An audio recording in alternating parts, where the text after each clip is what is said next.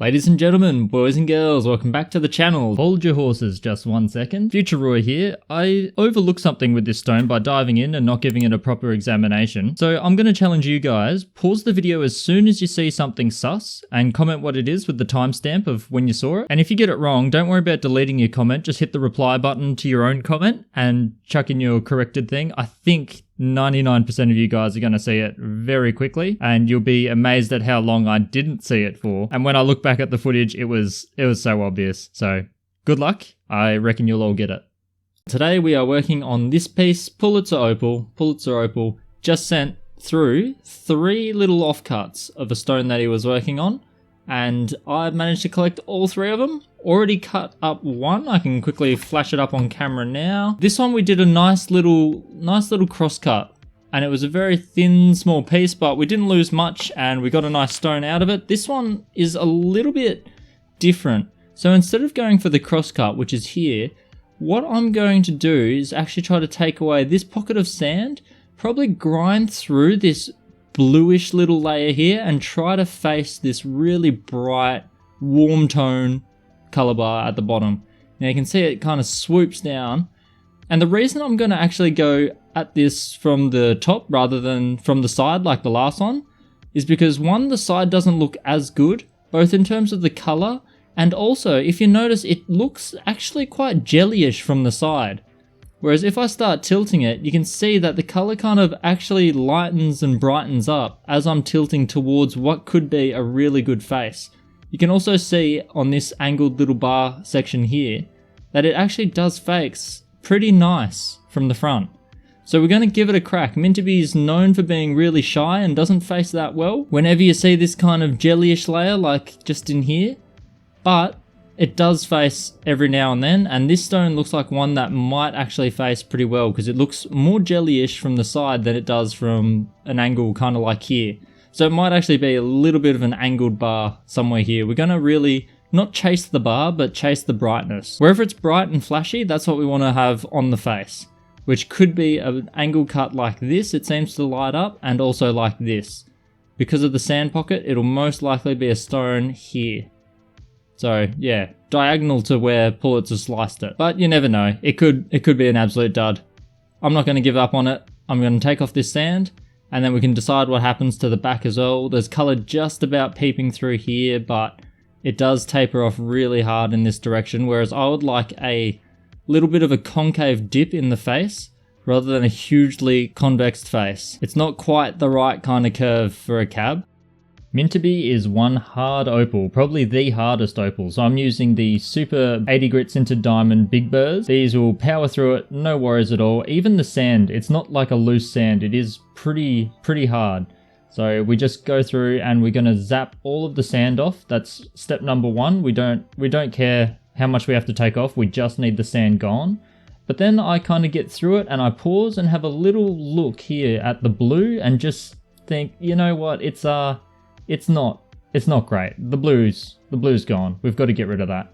So back to full speed. We're just buzzing through. And now I'm thinking we're going for that color bar below. So we want to buzz through it pretty quickly. Always having a little bit of a look just to make sure that the shape of the face is not going to be anything too weird. And just planning how we're going to get rid of it. I'm also seeing the blue come back a little bit stronger now. So I'm kind of hesitating on it. But I'm also noticing something else. And you'll see what that is in a moment. I just keep carving away, but I am starting to get a little bit concerned here that I've missed something very major. And then here I stop, I have a good look, and yeah, I found something. I found a problem, and I think you guys can see it as well. So let's talk about it. Well, hopefully you guys saw that as quickly as I saw it, if not beforehand, but we have hit quite a bit of an issue here. Just after I got to the point where I'd found a nice face, which is this angle here, I noticed something and I was staring at it a bit, and you guys might be able to see it as well. Hopefully the camera picked it up. From an angle like this, you can see it really well. From an angle like this, not so much. But if I rotate it all the way around, notice anything unusual?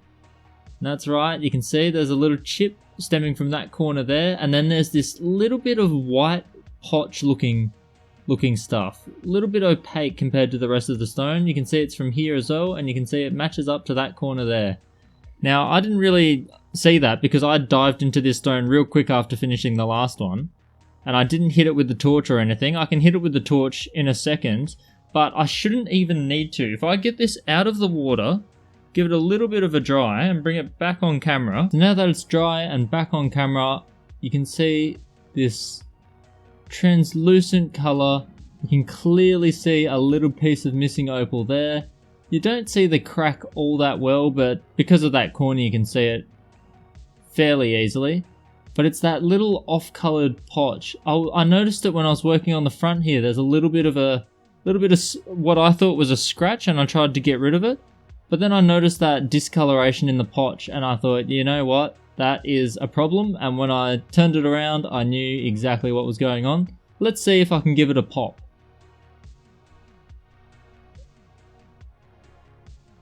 Alright, maybe I can't give it a little bit of a pop. I'm sure at the right angle and the right amount of force, I should be able to get this to crack right along that fault line. It's Mintabie, so it's tough as nails. And it doesn't look like I can get it to crack, but it is certainly going to split along that line. I might as well saw it even if I can't get it to pop on its own, which it's actually holding up really well. Because no matter what, that's going to leave this really annoying line across the face from here all the way through to here. You can see how rough that sintered diamond burr is. It leaves quite a pattern. But you can see it right here. See where that's got some little chips coming out of it. Because any fault line, the sintered diamonds will nick at it. And then you'll see these clear little lines coming through. And yeah, the discoloration in the opal is another thing that was giving it away really quickly. So yeah, unfortunate. One of the offcuts is not going to work out that great. I'm going to have to now think about this and look at the two little halves that I'm going to have at the end of it. And because the line is diagonally across the face of the stone like this, I reckon I can have this stone here face from the top. And this stone here, I might actually have to flip it over because it's going to expose everything along here. And it's going to be real thin up this end. So I'm going to probably have to go reverse on this one and cut away here and hope that this color bar here faces really, really brightly. But yeah, that's what happens when you dive into a stone a little bit too quick and you don't look at it. I didn't whip out the torch for this one, even though it's sitting right on the desk. I'll grab it now actually, and I can show you a little bit of the torch work as well. We'll let the camera focus there, and it doesn't come across that well on camera, but I mean, you guys can see it. You guys can see it. There's a clear split right along there. On the side opposite the torch, you can see that clear fault. Not good, not good. But that's the way it goes. I've still got one offcut sitting on the desk. So there were 3 in this one. And this one's going to have to turn into 2 stones after I have a bit of a think.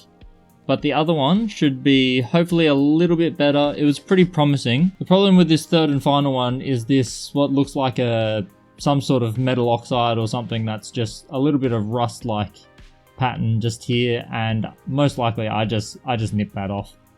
There's not a lot of other options for this one.